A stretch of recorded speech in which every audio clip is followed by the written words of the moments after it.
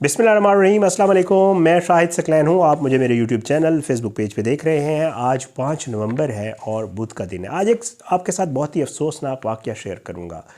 अक्सर ऐसे वाक़यात हमारे माशरे में होते हैं और उसके ऊपर जब पता नहीं चलता तो ये मामलात जो है ये रोज़ एक नॉर्मल की तरह जो है वो खामोशी छा जाती है और फिर उसके बाद उनके ऊपर मट्टी पड़ जाती है।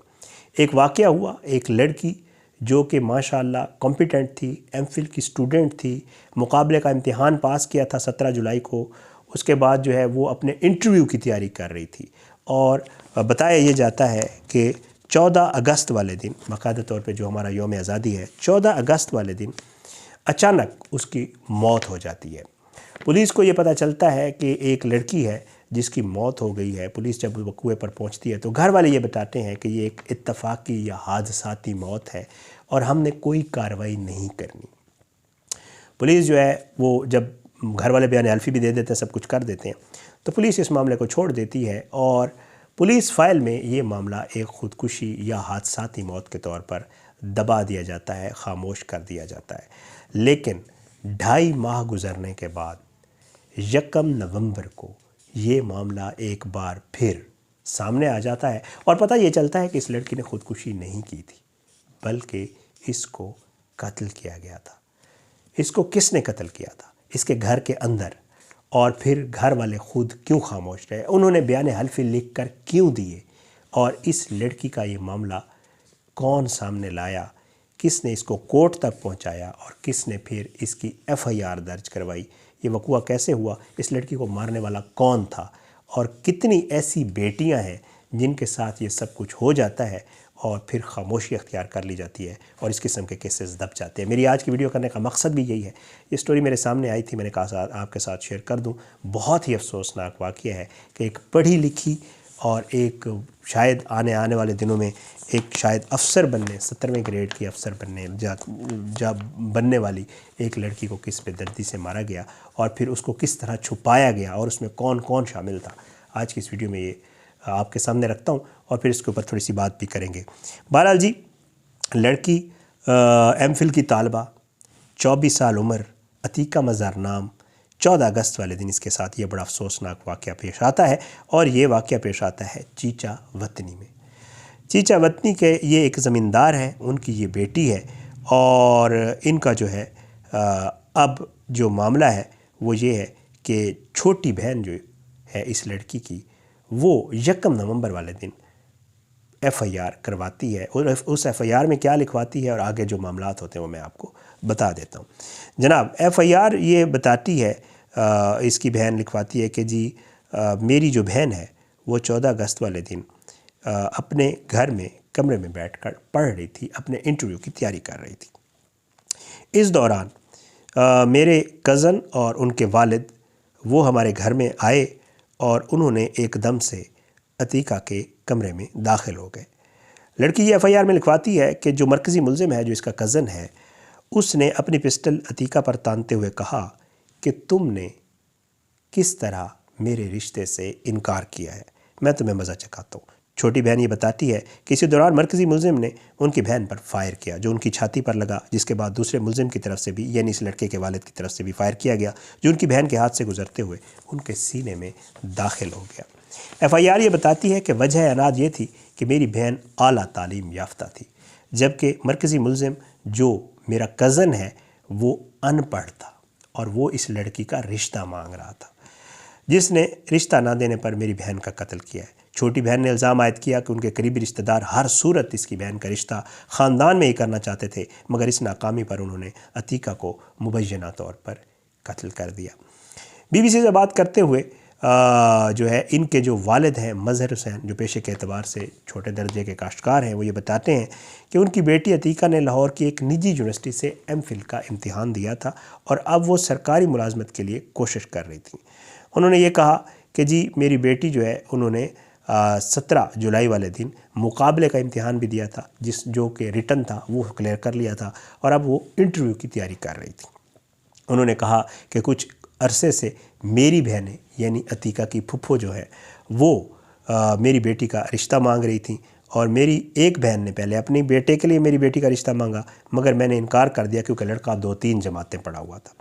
फिर वो कहते हैं कि जी और कोई काम काज भी नहीं करता था। उसके बाद दूसरी बहन की बारी आई, वो भी मुसलसल दबाव डालने लगी और उन्होंने भी जिस लड़के ने मारा है उसकी माँ ने रिश्ता मांगा, लेकिन मैंने इनकार कर दिया।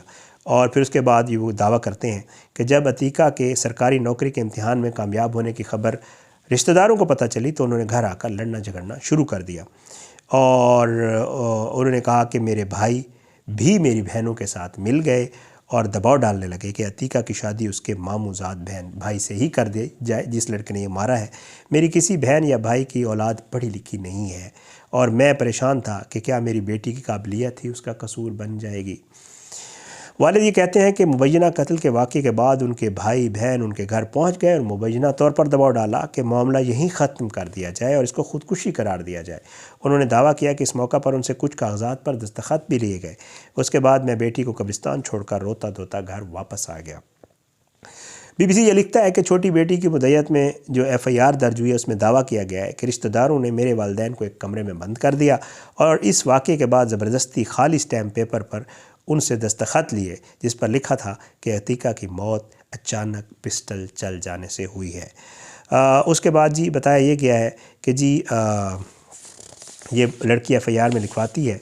साहिवाल के जो डिस्ट्रिक्ट पुलिस अफसर साहब हैं मोहम्मद उस्मान, वो ये बताते हैं कि जी मकतूला की छोटी बहन ने गुज़श्ता दिनों अदालत से रजू किया था और ख़ुदकुशी के दावों को मुस्तरद किया था, जिस पर अदालत ने लड़की के कत्ल का मुकदमा दर्ज करने के हमें अहकामात जारी किए पुलिस को कि इसका मुकदमा दर्ज करें। अगर उसकी बहन कह रही है कि ख़ुदकुशी ने एक कत्ल है तो पुलिस मुकदमा दर्ज क्यों नहीं करती। उन्होंने बताया कि अतीका की कब्रकुशाई नहीं होगी और ना ही उसका पोस्टमार्टम होगा, FIR दर्ज हो गई है। वो क्यों नहीं होगा, वो ये बताते हैं कि पहली पोस्टमार्टम रिपोर्ट जो मुबैना तौर पर ख़ुदकुशी के बाद पुलिस ने खुद करवाया था उसमें वाज़े तौर पर लिखा है कि कॉज ऑफ डेथ गोलियां लगना है। तो उन्होंने दावा किया कि ज़ेर हिरासत मुल्ज़मान ने दौरान तफ्तीश बताया है कि उन्होंने ये कत्ल नाम निहाद गैरत की बुनियाद पर किया है, क्योंकि लड़के का ये कहना है कि ये लड़की मुझसे रिश्ते से इनकार कर रही थी तो मुझे ये था कि शायद ये किसी और को पसंद करती है, तो इसलिए फिर इसका मारना ज़रूरी था। बहरहाल जी DPO साहब बताते हैं कि इब्तदाई पोस्टमार्टम रिपोर्ट में ये बात सामने आई थी कि मकतूला के हाथ और सीने पर 2 गोलियों के निशानात थे। ये कैसे हो सकता है कि ख़ुदकुशी करने वाला अपने ही सीने पर 2 फायर मार ले। मकतूला को 2 फायर लगे थे, एक गोली सीने पर बराह रास्त और एक गोली उसके हाथ से निकलकर उसके सीने पर लगी थी। तो पुलिस का यही काम था। ये तो वाज़े था कि हाथ अगर कैसे मारी है, लेकिन पुलिस वाले कहते हैं क्योंकि उसके घर वाले बयान हल्फी दे चुके थे, कोई कार्रवाई नहीं करवाना चाहते, तो हम मजबूर थे और हमने कोई कार्रवाई नहीं की। हमारा जो मामला था पोस्टमार्टम वाला वो हमने कानूनी सुकम दूर करने के लिए वो ज़रूर करवा लिया था, जिसमें काज ऑफ डेथ गोलियाँ लगना थी। बहरहाल जी जो SHO हैं ज़ीशान डोगर थाना कसोवाल के, वो BBC को बताते हैं कि वक़ूए के बाद मकतूला के वालिदैन ने इसे ख़ुदकुशी या इत्तफ़ाक़िया हादसा करार देते हुए कत्ल का मुकदमा दर्ज करवाने से इनकार किया था। उन्होंने कहा कि जी हमने बयान हल्फी भी इनसे ले लिए थे और पोस्टमार्टम भी हमने ही करवाया था। और पूछा गया कि पुलिस ने इस वक्त शवाहिद ढूंढने की कोशिश की थी, तो उस पर उन्होंने बताया कि गोली लगने के वाक़े के बाद जो वर्सा हैं वो लड़की की लाश को बग़ैर पुलिस को इतला दिए खुद सिविल अस्पताल ले गए थे, जिसकी वजह से क्राइम सीन इन्वेस्टिगेशन का जो अमला है उसका काम मुतासर हुआ था। और ज़ाहिर बात है जब वो ख़ुद वहाँ से उठा के लड़की को ले गए तो हमें आइडिया नहीं हो रहा था कि इस लड़की को किसी ने मारा है या इसने ख़ुद अपनी जान ली है। बड़ा अफसोसनाक वाक़या।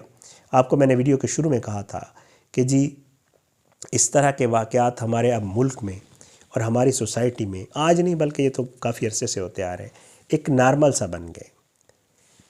खुदा न खास्ता इज़्ज़त के नाम पे, गैरत के नाम पे, पता नहीं कौन कौन से नामों के ऊपर जो है वो इसी तरह बेटियां पढ़ी लिखी, पता नहीं मतलब कौन कौन सी बेटियां जो है वो इसी तरह इसकी भेंट चढ़ जाती हैं। ये रिपोर्ट हो गया है, इसकी बहन सामने आ गई, पता नहीं वो बेचारी इतना अरसा कैसे खामोश रही।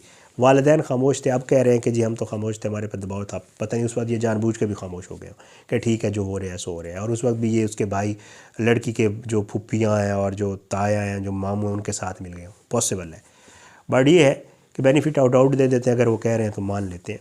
ये सब क्यों खामोश रहे? जब वो मार रहे थे तो ये क्या कर रहे थे? फिर उसके बाद 2.5 महीने खामोश भी रहे। उसकी बहन को पता नहीं किसने कहा कि तुम जाओ अदालत, और वो बेचारी गई और उसने ये FIR वगैरह करवाई है।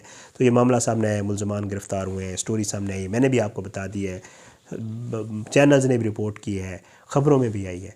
लेकिन उस वक्त ये मामला महज एक ख़ुदकुशी करार देकर, हादसाती मौत करार देकर इसको दबा दिया गया था। और पता नहीं कितनी अतीका, मज़हर इस तरह के मामलात से जो है उनको ये पेश आते हैं और वो बिल्कुल खामोशी हो जाती है और इस तरह के मामलात दब जाते हैं। ज़रूरत इस चीज़ की है कि ऐसे कवानीन और ऐसे कवानीन मौजूद हैं, उनके ऊपर अमल दरामद को यकीनी बनाया जाए और इन मुल्ज़मान को ऐसी इबरतनाक सज़ा दी जाए जिन्होंने ये किया है, और वालिदैन से भी बाकायदा तफ्तीश की जाए और घर वालों से जो उस वक्त मौका पर मौजूद थे कि आप इतना अरसा क्यों खामोश रहे। आपकी एक बेटी जिसकी जान चली गई, जिसकी उम्र अभी महज 24 साल थी, उसको जिसने मारा आपने उसको रोका क्यों नहीं? और अगर रोक नहीं सकते थे तो आप लोगों ने हमें क्यों नहीं बताया? पुलिस भी इसमें जो है खामोशी इख्तियार कर गई, वालिदैन भी खामोशी इख्तियार कर गए और इस तरह एक बेटी जो है उसकी जान ले ली गई गैरत के नाम पे, वटेवर जो भी आप इसको कह सकते हैं। इस तरह के मामलात हमारे माशरे में अक्सर व बेशतर होते हैं जो बड़े अफसोसनाक हैं। हमारा काम है इसके ऊपर बात करना, इसके ऊपर आवाज़ उठाना। अल्लाह हम सबको अपनी ज़मान में रखे, अल्लाह हम सब पे अपना रहम करम करे और अल्लाह करे इसके जो कातिल हैं उनको कहीं कोई माफ़ ना कर दे, अल्लाह करे उनको भी सज़ा मिले। अतीका के लिए बहुत सारी दुआएँ अपनी दुआओं में याद रखिएगा। इजाज़त, इंशाअल्लाह अगली वीडियो में मुलाकात ज़रूर होगी, लेकिन बशर्ते ज़िंदगी। पाकिस्तान जिंदाबाद।